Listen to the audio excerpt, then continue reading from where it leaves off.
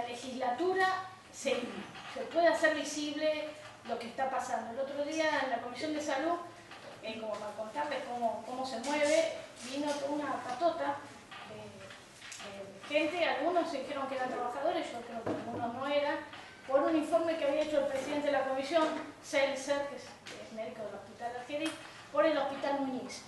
Hizo un informe que salió en un canal, ni sé cuál era, pero sé que salió, pues lo vi. Y ahí vinieron, como se hizo este informe, mostrando la realidad de lo que pasaba en el Hospital Muñiz. La primera comisión que hubo con diputados, que todos los martes, vino como 25 que dijeron ser trabajadores, increpando muy mal a Seltzer, al presidente. Por suerte estábamos nosotros que también tratamos de evitar eso, pero es lo que nos pasa cada vez que metemos algún tema que es urticante y difícil en la Comisión de Salud. A la vez siguiente, o cuando se enteran que vamos a hacer alguna denuncia fuerte, vienen, ¿no?, un montón con esta coraza diciendo nosotros somos trabajadores, tenemos 600 firmas que ni sabemos a quién se las pidieron, pueden ser trabajadores, algunos de forma legítima y otras no, pero fue toda una discusión bastante pesada en la comisión, pero seguimos adelante. La verdad que se sacó un informe de la asesoría tutelar diciendo todo lo que él había denunciado, también lo estaba denunciando la asesoría tutelar, y esto sirve para sacarlo a la luz. A veces a través de los medios, a veces en la misma comisión, a veces porque vienen los mismos trabajadores o los pacientes o alguien a contar lo que nos está pasando y lo tienen que escuchar, aunque sea el PRO, tiene que escuchar. Por ahí no cambian, ¿no? Porque esto es lo que nos está pasando, por ahí no cambian las leyes, pero se escucha, se hace visible, se hace público la situación de lo que se está pasando, lo que está pasando hoy en la ciudad. Una de mis hijas está estudiando enfermería y el año pasado le tocaba hacer la residencia en el Hospital Ramos Mejía. Cuando empieza a contar, dice, no tenemos para cambiar, no podemos aprender a cambiar las sábanas porque no hay sábanas. No podemos aprender a poner vías porque no, vías no, el suelo, no sé qué, porque no sé, soy maestra, o sea, en fin, porque no tenemos... Tenemos eso. Y así te empezó a decir todo un montón de cosas que le pasaba en el Ramos Mejía, que es un hospital agudo, y en donde llevan a los estudiantes de enfermería de la ciudad a aprender.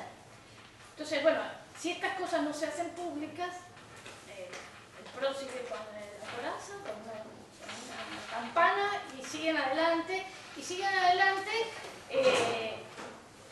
sacando, o sea, haciendo achique por un lado y dejando lo que es lo público para lo más pobre. Ahí hay algo engañoso en el discurso del macrismo, que es salud pública y gratuita. En realidad ellos entienden lo público como gratuito, entienden lo gratuito como lo que no llega al mercado, le tiro 3 migas para que pueda resolverse sin conflicto. ¿Sí? Esto es la salud o el desarrollo social, que en realidad no es desarrollo, es emergencia social. El Ministerio de Desarrollo Social hoy es el Ministerio de la Emergencia Social. Cuando hay un desalojo, que yo lo motorizo como ejecutivo, si esas familias se van y no hacen lío, eso no ocurre. Si se plantan, entonces bajo algunos subsidios para pisar ese conflicto. Es la misma óptica en la salud. Lo que pueda pasar desapercibido y no se constituya en conflicto, va a pasar y va a ser paseamiento por goteo. El tema es que nos queda la pelota a nuestro lado y para que esa problemática emerja, se ponga en acto, se ponga en conflicto y podamos ahí tener una disputa. ¿Y cómo se instrumenta esto? Se instrumenta vía la tercerización. Voy cerrando áreas y tercerizándolas, desde mantenimiento hasta áreas de salud mental, y llamo a licitación, ¿no? Y pongo en el privado lo que no quiero que esté más en el Estado, y corro al Estado de su responsabilidad política e institucional, y de ser quien ejerza y cumpla ese, o mejor dicho, quien garantiza ese derecho. Y también se tramita, además de tercerización, vía la subejecución presupuestaria. Es decir, yo digo que voy a hacer esto y en realidad estoy haciendo otra cosa. Entonces los papeles me figuran los 6.600 millones y en los hechos ejecuto 3. ¿Está bien? Entonces a esto voy, o a esto vamos con lo de complejicemos un poco el análisis para tener un diagnóstico más fino para nuestras estrategias de conflicto también. Y para saber a quién tenemos que interpelar con esto, ¿no? Entonces me parece que hay una contradicción de base fundante que es entre lo público y lo privado. Y nosotros tenemos que poder dar esa discusión. Nosotros queremos un Estado eficiente, democrático, participativo al servicio del pueblo. Por eso hablamos de lo público, ¿sí? Porque es tratar de también disputar la concepción de Estado, en clave de democratizarlo, ¿sí? En clave de meterle sujeto a ese Estado, para que le disputen a los grupos económicos. Si no, ese Estado es una constitución muerta. No se puede pensar el macrismo sin pensar médicos municipales, no se puede pensar el macrismo sin pensar las corrupciones, ¿no? De Sutegua, no se puede pensar el macrismo sin pensar algunas vinculaciones que tienen para pensar la educación en la ciudad. Entonces, hoy por ejemplo en salud tenemos el problema que el aumento para los médicos y los profesionales ha sido muy bueno, pero ha quedado muy distante del resto del escalafón general, de los enfermeros, los técnicos y los administrativos que trabajan y que hacen posible el proceso de trabajo, ¿sí? Entonces, en realidad, lo que se está vaciando es no solo la atención primaria, sino también la posibilidad del tratamiento y del proceso de trabajo en el hospital. Entonces nosotros ahí le cuestionamos la ineficiencia de esa decisión para lo público. Sí, desde el vaciamiento y desde el cierre con la corporación médica, en este caso, se cierra. Pero desde el proceso de trabajo, desde el área hospitalaria, desde el área de salud, es una decisión ineficiente. Es una decisión que va en esa lógica, ¿sí? Acá, por ejemplo, hace poco se pasó, digamos, a estabilidad los que eran los enfermeros llamados de la gripe A, de la pandemia. Y ahí hay todo un retrato. Se toma personal ante una emergencia. Ante la emergencia se toma ese personal que después se tarda 2 años en efectivizarlo y mucho de ese personal cuando se efectivizó por los niveles salariales se va al ámbito privado. Entonces ahí en un solo caso hay todo un modelo de cómo opera esta concepción de Estado y de salud. Ahí tenemos nosotros que romper el unicato y los acuerdos corporativos. No hay otra manera de hacerlo que construir modelos sindicales democráticos, niveles de organización y de disputa y articularlo con la comunidad. Vivimos un centro de salud en una vida miseria, y no digo vida de emergencia porque la emergencia es una cosa que viene de golpe, está y después se va. Esta gente hace 70 años que están ahí. ¿De qué emergencia están hablando? A veces no conviene emplear ciertos eufemismos que tratan de aquietar alguna conciencia. Le digo al director, si acá la gente participa, participa mucho, qué bien. ¿Y cómo participa? Vienen los domingos a pintar la salita, porque te hace una villa. No, viejo, eso no participa. ¿Sabes qué estás haciendo? ¿Qué ves? 3 funciones estás haciendo vos. Primero, control social, pasar lista. Segundo, legitimación de la subalternidad. Ustedes son tan pobres que no tienen derecho para hacer los domingos. Y tercero, funciona el abaratamiento.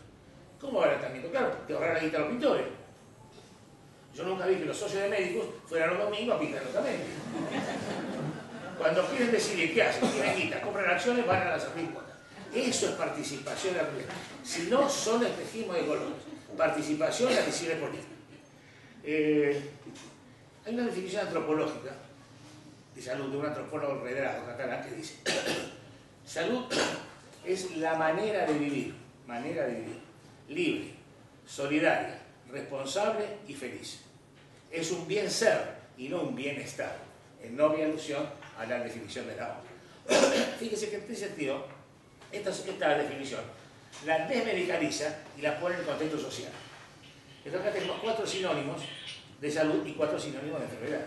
Si vos sos un tipo libre, responsable, generoso y feliz, vos estás sano aunque tengas síntomas y signos de enfermedad.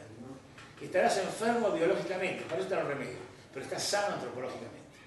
Contrario senso, si te arrastrás como un esclavo, no sos altruista, sos egoísta y siempre triste, vos estás enfermo aunque no tengas síntomas y signos de enfermedad. Estarás sano biológicamente, pero estás enfermo antropológicamente. Yo creo que eso es muy interesante. Esto fue escrito por un patólogo alemán famoso, Rudolf Virchow, en el año 1880. Fíjense, 1880. Una construcción racional del Estado debe asegurar de forma indiscutible el derecho del individuo a una existencia sana. Al Poder Ejecutivo le corresponde encontrar los medios y los caminos para que ese derecho sea efectivo. ¿Escuchaste, Lemos? Años 1800, lo pusieron en cara. Claro, esto es subversivo en el buen sentido, ¿cierto? Bueno. Jonathan Mann, fallecido lamentablemente, era el coordinador del programa global de la Organización Mundial de la Salud para VIH y SIDA.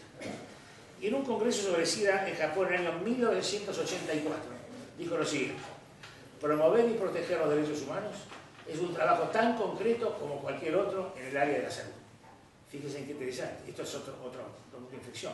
El trabajador de los derechos humanos per se se incorpora al equipo de salud, en igual de condiciones que cualquier otro trabajador de salud. Pero podemos hacer una diferenciación, una definición ético-jurídica. ¿Qué es salud desde el punto de vista ético-jurídico? Es un derecho humano personalísimo. Ese es otro punto de inflexión. Si es un derecho humano personalísimo, es primero universal. Nadie puede estar exento de un problema de salud. Nadie. No hay excusa. Segundo, es absoluto. No se puede invocar otro derecho sobre el derecho de salud. No puede invocar una prepaga el derecho económico o el derecho de ganancia sobre la salud. Es innegociable e intransferible. Innegociable e intransferible, como derecho humano personalísimo. Y uno se va advirtiendo la perversidad del sistema. Si hay un trabajo es insalubre, ¿qué tiene que hacer el Estado? Mejorar la salubridad. ¿Pero qué hace? Luz por insalubridad. Eso es terrible. ¿Cuál es el significado de la lectura profunda de Luz por insalubridad? ¿Sabes qué decir? Mira, yo te doy unos mangos para que te enfermes. Eso es. Te pago para que te enfermes. No hay que aceptarlo. No hay que aceptarlo. Hay que rechazarlo. Lo que tiene que ser mejorar la salubridad. Fíjense que en enfermeras, hay enfermeras en terapia intensiva. Por cada un enfermo de más que tenga que atender, aumenta el 10% la mortalidad de los pacientes y aumenta el 30% del burnout en la enfermera. Pero yo le doy unos mangos. Esa es perversión. Te pago para que te enfermes. Y además es positivo. En términos jurídicos, ¿qué dice positivo? Pueden ser de primera generación, que son los civiles y los políticos, que son negativos. Es decir, el Estado simplemente tutela, que se ocupa. Pero cuando es positivo, que son los sociales, los económicos y los culturales, el Estado tiene que intervenir activamente.